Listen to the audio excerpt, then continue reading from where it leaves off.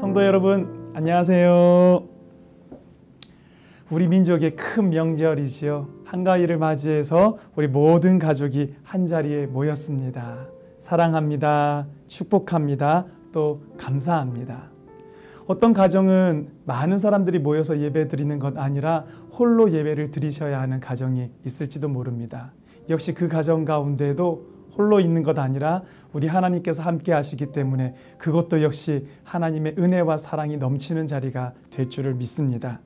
하나님께서 우리에게 베풀어 주신 이 모든 은혜에 감사드리며 이제 우리의 마음을 모아서 추석 감사 예배를 하나님 앞에서 드리겠습니다. 먼저 다 같이 사도신경으로 우리의 신앙을 하나님께 고백합니다. 전능하사 천지를 만드신 하나님 아버지를 내가 믿사오며 그 외아들 우리 주 예수 그리스도를 믿사오니 이는 성령으로 잉태하사 동정녀 마리아에게 나시고 본디오 빌라도에게 고난을 받으사 십자가에 못 박혀 죽으시고 장사한 지 사흘 만에 죽은 자 가운데서 다시 살아나시며 하늘에 오르사 전능하신 하나님 우편에 앉아 계시다가 저리로서 산자와 죽은 자를 심판하러 오시리라.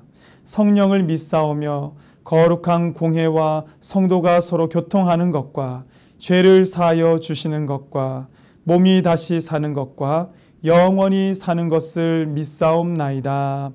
아멘. 우리 다 같이 순서지에 있는 찬송가 588장 공중 나는 새를 보라 농사하지 않으며 우리 함께 이 찬양을 부르겠습니다.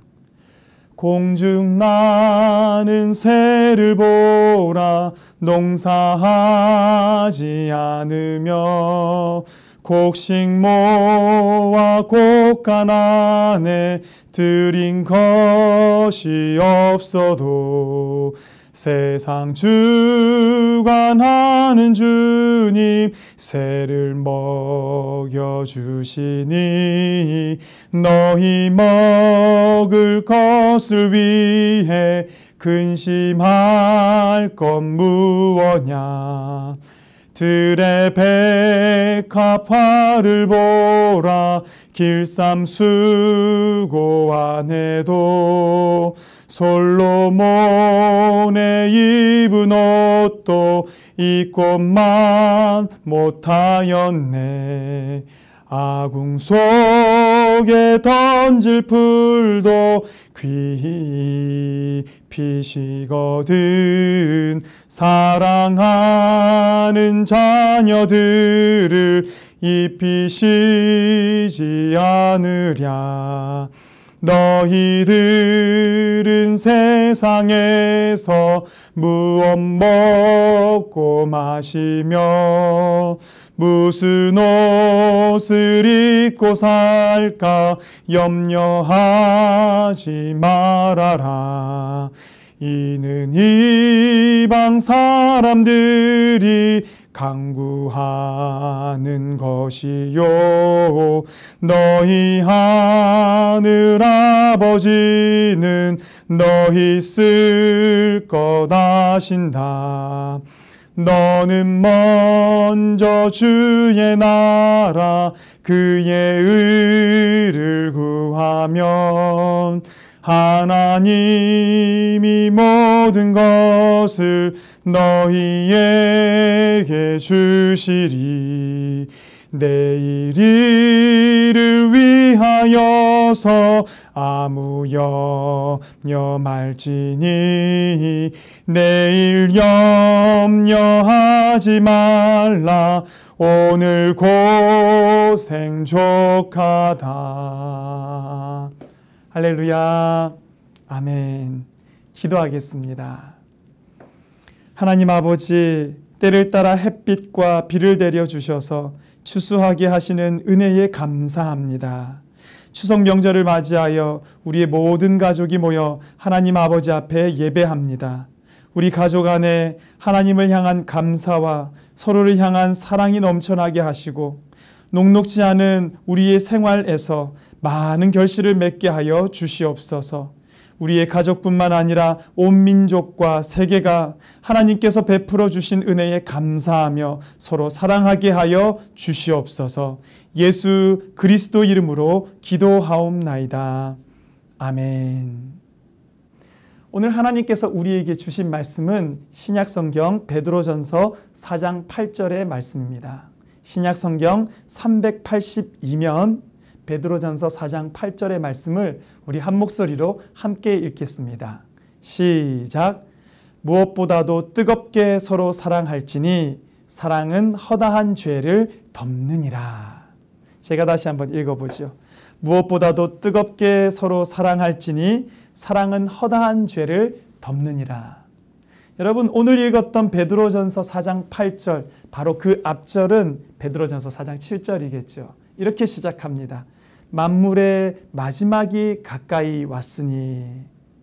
여러분, 베드로전서의 때를 살아가던 성도들은 만물의 마지막, 이 종말의 때를 살아가고 있던 사람들입니다.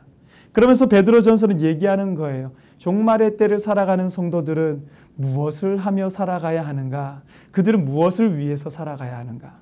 특별히 우리가 읽었던 4장 8절에서는 이렇게 명령합니다. 무엇보다도 뜨겁게 서로 사랑하라 라고 명령합니다. 이 말씀은 그 어떤 것보다도 우선하여서 서로 사랑하라. 열심히 사랑하라. 성실히 사랑하라. 깊이 사랑하라. 그러나 그 어떤 것보다도 사랑하기를 우선하여서 사랑하라라고 얘기를 합니다.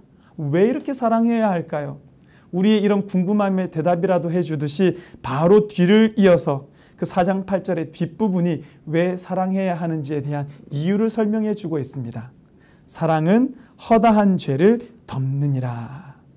왜 우리가 사랑해야 하냐면요, 이 사랑이라는 것은 많은 죄, 허다한 죄, 큰 죄들을 덮는 그런 능력을 가지고 있기 때문입니다. 여러분, 그런데 신기하지 않으세요? 왜 베드로가 어떻게 이렇게 사랑에 대해서 잘 알아서 사랑하라, 사랑하면 그것이 허다한 죄를 덮는다라고 자신 있게 말할 수 있을까? 베드로의 삶을 우리가 조금만 들여다보면 그 이유를 쉽게 짐작할 수 있습니다. 베드로가 어떤 사람이었습니까, 여러분?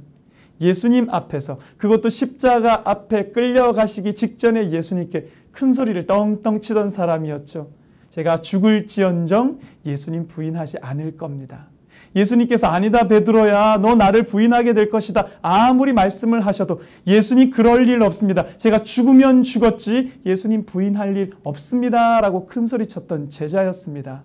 그랬던 그가 결국 예수님 잡히시고 십자가를 목전에 두셨을 때는 어떻게 했습니까? 내가 도무지 저 사람을 알지 못한다. 마지막 세 번째에는 정말 저주하면서까지 예수님을 부인했던 그런 사람이 바로 베드로였습니다. 한편으로 보자면 예수님께 죄를 얻은 거죠. 씻을 수 없는 예수님과의 관계가 깨어져 버린 그런 인생이 되었던 것입니다. 그런데 여러분, 그런 베드로, 부활하신 예수님께서 어떻게 처리하셨습니까? 부활하시고 난 후에 갈릴리 호숫가에서 물고기 잡고 있던 이 베드로에게 예수님 찾아와 주셨습니다. 그리고 질문하십니다. 내가 나를 사랑하느냐? 한 번도 아니고 두 번도 아니고 세 번씩이나. 마치 베드로가 예수님을 모른다 세 번 부인했던 그 죄를 덮어주기라도 하시려는 듯이, 그 죄를 씻어주기라도 하시려는 듯이 예수님은 네가 나를 사랑하냐? 내가 나를 사랑하냐? 내가 나를 사랑하냐? 세 번을 연거푸 물어보셨습니다. 그리고는 그 베드로를 용서해 주셨습니다. 받아주셨습니다. 내 양을 먹이고 내 양을 치라, 사명까지도 이 베드로에게 허락을 해 주셨습니다. 여러분, 베드로가 왜 이렇게 감히 말할 수 있냐면요, 예수님의 그 큰 사랑을 자기가 먼저 경험해 봤기 때문입니다. 예수님은 그 어떤 죄, 그 어떤 허물도 덮을 수 있는 그 사랑으로 나를 사랑해 주셨다. 그 사랑이 나를 살리셨다. 베드로는 그것에 대해서 너무나도 잘 알고 자기의 체험으로 알았기 때문에 오늘 말세의 때를 살아가는 성도들에게 얘기를 할 수 있는 겁니다. 너희들 서로 사랑하라. 이 사랑은 모든 죄, 허다한 죄를 덮을 수가 있다라고 말하고 있는 것입니다. 여러분 생각해 보세요. 이 세상에 허물 없는 사람이 어디 있고 죄 없는 사람이 어디 있습니까? 하나님을 아는 사람이라면, 하나님의 부름받은 사람이라면 우리는 모두 다 고백할 수밖에 없습니다. 우리는 죄인입니다. 그런 죄를 들춰내고 또 사람들 앞에 이런 모든 것이 다 드러나게 만들어버리고, 여러분 그렇게 할 때에 남는 것은 뭐밖에 없을까요? 상처와 깨어진 관계와 내 곁에는 어느새 아무도 없는 그런 외로움과 쓸쓸함만 남을 뿐입니다. 그래서요 여러분, 죄를 들추고 죄를 남 앞에 드러내기 전에 먼저 사랑하라라고 얘기를 하는 것입니다. 사랑하기 시작하면 그 죄를 덮을 수 있다라는 것입니다. 근데 여러분, 우리 자신을 보면 그런 사랑이 우리 안에 있던가요? 우리가 누구를 용서해 봤으며 누구의 죄를 덮을 만한 그 사랑을 우리가 가진 적이 있었던가요? 혹시 이 시가 여러분들에게 도움이 될지 모르겠습니다. 민혜숙님의 시 하나님의 사랑으로 사랑합니다의 이 마지막 부분에는 이렇게 기록이 되어 있습니다. 이제 하나님의 사랑으로 사랑합니다. 더 큰 사랑으로 하니 사랑하는 일이 쉬워졌습니다. 사랑하는 일이 기쁨이 됩니다. 사랑하는 일이 감사가 됩니다.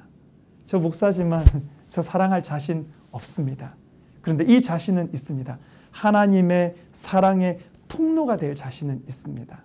나는 누군가를 사랑하고 허다한 죄를 덮을 자신은 없지만, 그러나 하나님께서 내 안에서 사랑하시는 그 통로가 된다면 저를 통하여 흘러나간 예수님의 사랑이 그 사람을 용서하고, 예수님의 사랑으로 사랑하기 때문에 사랑하는 일이 쉬워지고 기쁨이 되고 감사가 된다고 고백할 수는 있겠습니다. 우리가 보통 미워하는 사람들은 멀리 있는 사람, 우리와 관계없는 사람 미워하는 경우는 별로 없는 것 같아요. 늘 내 곁에 있는 사람들과 미움이 일어나고 다툼이 일어나고 단절이 일어나기 마련입니다. 부모와 자식 사이에, 남편과 아내 사이에, 친척과 친구들 사이에 미워하고, 심지어는 교회에서 함께 섬기고 있는 우리 성도들 사이에 이런 미움이 얼마든지 일어나는 것을 볼 수가 있습니다. 그들이 특별히 나빠서 저는 그렇게 생각하지 않습니다. 함께 있기 때문에, 우리가 서로를 알기 때문에 이런 것들이 드러나게 되고 이런 것들이 우리를 서로에게 힘들게 만드는 것이라고 생각합니다. 어떻게 해야 할까요, 여러분? 사랑하며 살기만도 부족한 이때에 그 사람들을 미워하기보다는 사랑해야 하지 않을까요? 오늘 베드로 사도의 이 말, 무엇보다도 뜨겁게 서로 사랑하라. 사랑은 허다한 죄를 덮느니라. 이 말을 명심하시고 오늘 추석을 맞아서 한자리에 모여있는 가족들이라면 이 사랑 한번 실천해 보시면 어떨까요? 여러분들 한 사람 한 사람이 그 예수님 사랑의 통로가 되어서 사랑을 흘려보내기 시작할 때 여러분들 안에 예수님의 사랑이 넘쳐 흘러나게 되기를 간절히 바랍니다. 추석인데 홀로 계신 가정 분명히 있을 줄 압니다. 안타깝습니다. 그러나 여러분들을 주님의 사랑으로 위로하고 축복합니다. 그 위에도 하나님의 사랑이 흘러넘치는 귀한 가정 되기를 간절히 바랍니다. 기도하겠습니다. 사랑의 주님, 하나님의 사랑을 바로 알고 하나님의 사랑으로 서로 사랑하며 살게 하여 주시옵소서. 모든 말씀을 예수님의 이름으로 기도하옵나이다. 아멘. 여러분, 오늘 예배를 마치고 나면은요, 바로 일어서서 막 밥 준비하시고 분주함 가운데 빠지지 마시고 둘러앉아서 그동안 어떻게 지내셨는지, 특별히 하나님 안에서 감사한 일은 무엇인지 우리가 서로 나눌 수 있는 간증이 있다면 잠깐이라도, 아니면 우리 가족들끼리 돌아가면서 한마디씩이라도 나누어 보는 뜻깊은 시간 가지시는, 그래서 여러분 한가위 잘 보내시고 우리는 다시 예배의 자리에서 만나는 모든 성도님들 되시기를 바라겠습니다. 이제 제가 축도하겠습니다. 지금은 우리 주 예수 그리스도의 크신 은혜와 하나님 아버지의 크고 놀라운 사랑과 성령의 교통하심이 한가위를 맞이하여 한자리에 모여있는 우리 모든 사랑하는 가족들 머리 위에, 또 홀로 있는 가족들 위에 이제로부터 영원히 함께 하시기를 축원하옵나이다. 아멘. 우리 모든 성도 여러분, 즐거운 한가위 보내시기를 바랍니다. 하나님의 이름으로 여러분들을 축복합니다.